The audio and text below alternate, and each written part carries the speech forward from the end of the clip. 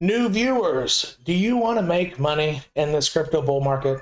Or do you want to continue buying things that are going up and right when you buy it, it goes down and you lose 30% of what you just bought? So which one sounds better to you? If you are new to this game, you haven't been here since early 2020, you are a retail investor.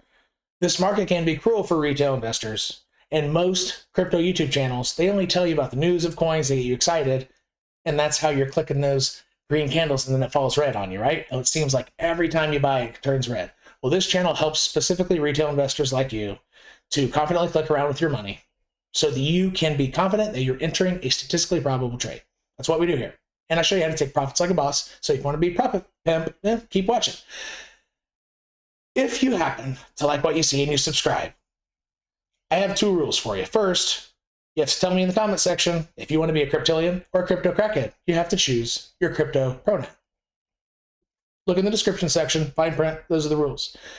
Second, once you get to a 7-figure portfolio, if that happens this bull run, let me know in the comment section when that happens, because I will help you evolve and give you the official title of Profit Pimp. All right, Cryptillion and Crypto Crackhead returning viewer nation, are you ready? Okay, let's get going. So this video will be one of two today, a market update of general market sentiment. And as I mentioned yesterday, during these, I will specifically be focusing on Ethereum because I think that Ethereum is leading the charge. And I should have had all this set prior. And maybe I just hit that button like a smart person. All right, so a couple of things. On Ethereum, the only update, so everything that I said in my yesterday's video, so new viewers, you might want to look at what I said yesterday about Ethereum. Very important video, okay? Extremely important. So you might want to go to that one before you watch this one, and then come back and watch these on ×2 speed. But what I mentioned was going to happen, not as a prediction, it just has to happen, right? Stokes have to come down here. So I'm not saying exactly as I predicted, right? I predicted Stokes would come down to this line. Right? But it's, I was kind of guessing that it would happen either right or the evening London time or before noon London time on Friday. And it looks like it might happen around midnight London time, something like that. But this is happening, keep an eye on this. Just because, so this is the short time frame ribbons. I have not shown anybody but patrons how I set these up, but these are my EMA ribbons essentially. They're the fast moving ones on the 2 hour. This doesn't matter. It only matters where it closes. So if it comes up, wicks up here, closes here, within like, or just tiny bit above, but the next one's green, the next one's playing inside. It could have a red one, but as long as it stays in these ribbons like that, right? And the Stokes have gone all the way down here while it stays in the ribbons. The likelihood of Ethereum making all-time highs is pretty good. Or not just all-time highs, but breaking this origin line, right? Which is going up anyway, so it's constantly making all-time highs barely, but it's because it's riding a parallel line, as you'll see in my video yesterday. So these wicks, I mean, I wouldn't be scared about this. I can't even tell if it's going to come down or not. You won't be able to tell until it hits this line, okay? You'll be able to tell roughly then. However, if you think you're pulling the trigger right then, if it seems to close within these ribbons and you want to pull the trigger, I would still wait on half of, personally, what I would pull, just as a recap of the gist of yesterday, because there is a clear trend line on the Stokes on the 2 hour, right? Sometimes it curls up and then falls right back down. It does it right at this line, somewhere around like 44, 45, somewhere. So if you want to pull the trigger on some stuff here, okay, maybe half of what you're planning, if you're planning on deploying some Tether or, your capital, and then maybe wait for Stokes to get above that line, above the 44, 45 line. And then when this happens and price is closing within these ribbons, I think it's more like an 80% chance that Ethereum will start screaming next week. Like scream as in go up $1,000 potentially, like $500, $600, $800 in a week. Maybe more than 1,000 actually, because I think it's going to race straight to 10,000 without really any pullbacks greater than 20%. And then it might correct pretty hard once it gets to 10,000, maybe like a 50% dip or 45 or something. But I think it's going to race right to 10,000 after it breaks this. So that's what we're looking out for. Nothing has changed, but the fact that the Stokes are descending and it should happen relatively soon, perhaps midnight-ish London time. But the biggest update that I have, I've been staring at the charts a little bit more. And yesterday I mentioned on Bitcoin specifically, also playing these origin lines, I said several reasons why I thought that Bitcoin would not fall below 50,000. And I thought that I strongly leaned in that direction. And I'm going to recalibrate my probabilities. Gosh, I hate it when I gotta sneeze. I think that it's close to an equal chance. Don't be a double sneeze, come on. I think it might be I think it might be a wash. I think staying above 50K might be about 20%. Dipping down to 48K-ish, just below the origin line, and not quite touching the weekly 21 EMA, which I should put up here, I think that might be a 20% chance. Hitting 45K might be a 20% chance. Hitting 39K might be a 20% chance, right? Stuff like that. So did I do 5 there? 5 times? I don't know, but you get the point. And so all these levels, I think they might have about an equal chance. And here's why. I missed something yesterday. So even though I think that Bitcoin, since it didn't fly up here and aggressively correct after because it had this correction. So it had a time to correct a little bit before hitting this. So this wasn't just like a straight run from like 3 origin lines up and then it corrects. So it probably would have corrected really hard had that happened. But it had a nice little correction here, and this isn't really that aggressive of a run to cross this line to get to the next.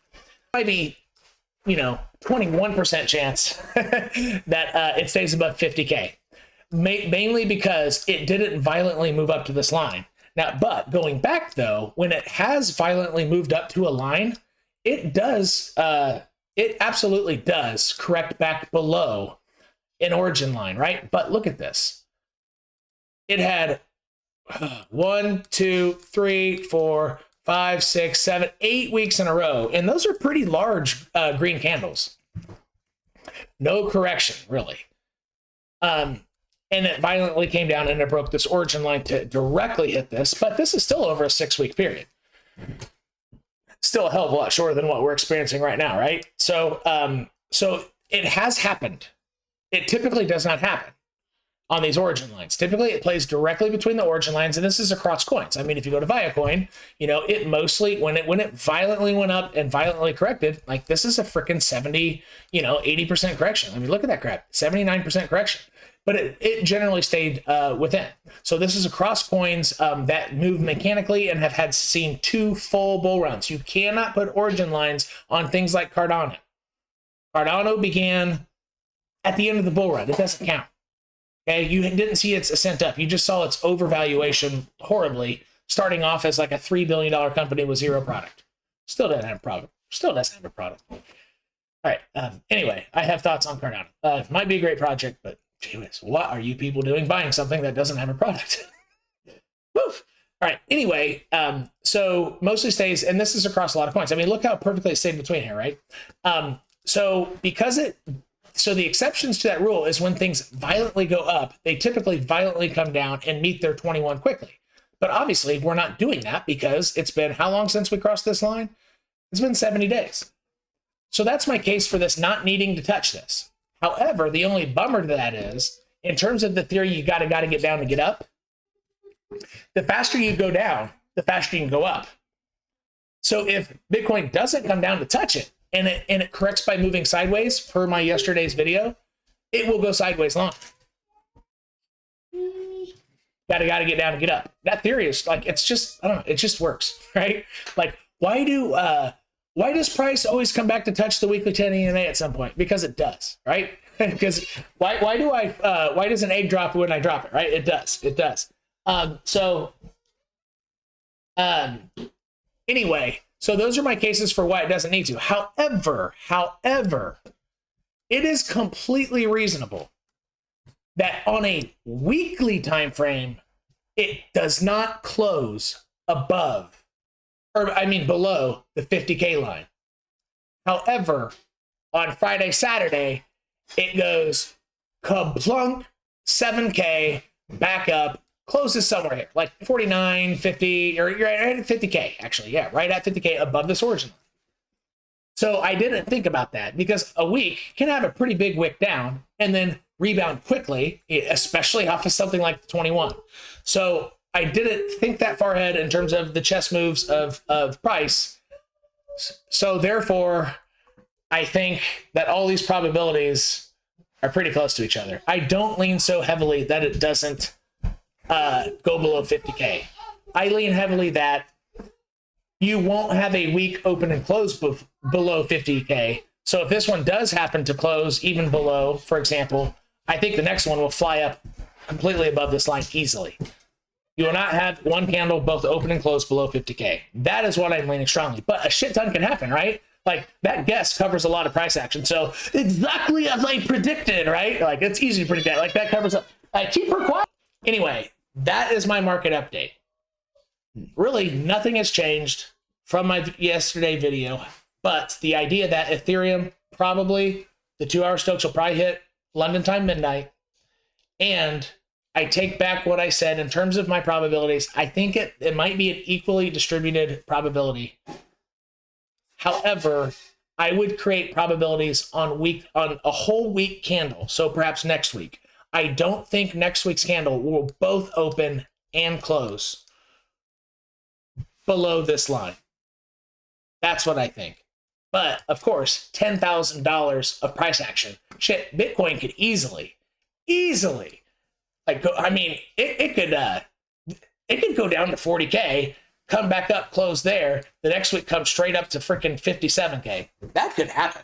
And like I said earlier, the faster and more violent it hits a moving average, you gotta get down and get up, the faster it usually goes up.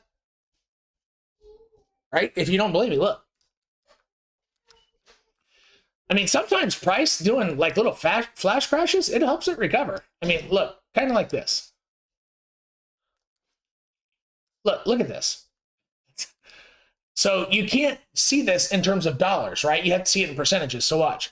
From where it closed down to where it wicked, 17%. Okay? That's what I'm talking about. It went down fast, all in 1 week. And I think something like this could happen, actually. Or something like this. No candles opened and closed below this line, right? But how much crap happened, right? Ooh, exactly as I predicted. Like, okay, you're not predicting jack shit, man. So I'm technically not making much of a prediction here, to be honest with you. So what I'm really saying is be prepared for all the situations. I'm now no longer very confident. If I had to choose one, I would still pick, I don't know. I would say next week opens and closes above 50, but between now and then, I mean, price could really go down to like, it could easily go down to 42K and then recover quickly, snap right back up to 50K, all in 3 days. I mean, shit, just like this. So that was what, 17%? And look how the weekly 10 is about right here as well. Watch. 14%. Could easily happen. So I'm not really making much of a prediction here. I'm more like trying to help you be prepared for anything. And the way you can have an edge in this market is with Ethereum.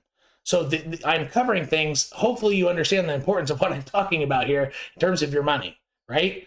So if you like something like Viacoin, which you should like Viacoin, you should. I didn't say shouldn't. Or whatever. I don't know, Morpheus Labs or Bolt or whatever, or BPro. Actually, we're kind of the BPro army here. I'll cover that. I'll cover BPro in my next video, people. Chill out, crypto. You freaking know it. You cryptilians, I bet you're complaining too. I know it's not just the crackheads. Y'all's complaining. Anyway, so what I'm doing here is I'm letting you know a shit ton can happen here. You can't really predict what happens. However, your edge to give you a better bet and betting odds is the 2-hour Stokes on Ethereum. This is your edge right here. And honestly, if it does something like this, this doesn't count. You have to wait until it hits this line. Kind of looks like that's what, no, it doesn't. It's going straight down. Yeah, this is a pretty aggressive, I think. And remember, it's the closes. So if it closes within this ribbon, right? So this is your edge. Ethereum is your edge. It's leading the market. I probably wouldn't click around with my money, even on things outside of Bitcoin or Ethereum. I'm not a financial advisor. I'm trying to help you stay safe with your money. Because remember last time, I was saying, crap, it looks like a lot of things are at the bottom at a very low trend line, like BPRO at 1.7 cents, and then Bitcoin flash crashed, and then it went down to 1.1 cent, right? I'm trying to help you not have that happen twice in a row. Even though things have recovered, right? I mean, look, people who were saying, oh, but you know, you said OLT, OLT. Yeah, I thought it would, yes, I thought it would stay. That can't be right. Yes, I thought OLT would stay above this trend line for a dang good reason. But the flash crash brought it down like 25%, and freaking guess what it's done? Remember, gotta get down to get up? It freaking doubled. Look, that's double. I told you you'd be back in your money. Just chill the hell out. I mean, it took 5 days. No, not, yeah, I mean, yeah, it took 5 days. But just chill, people. I said, just take a nap for 5 days. Or I might have said 5 days exactly. What was it? 5 or 6 days, right? So, but this thing is, watching the Ethereum Stokes will help you have an edge. Avoid this. Thinking that it's a good buy at some level, that makes perfect sense, right? Or on BPRO. Even though BPRO kind of fell before the flash crash, but is it really back down that far? It's not good. So something like this, even though this is the general market sentiment video, I mean, BPRO really like seemed to want to hold this line of 1.7, and it did not, and it fell quite drastically below it. With that, and the flash crash helped it. So to try to avoid this again, look at the 2-hour Stokes on Ethereum, please. Even if things look like a great buy, it can go lower, just like we lived through last week. I'm trying to help you, okay? Sometimes no trade is the best trade. You just got Timified. Peace.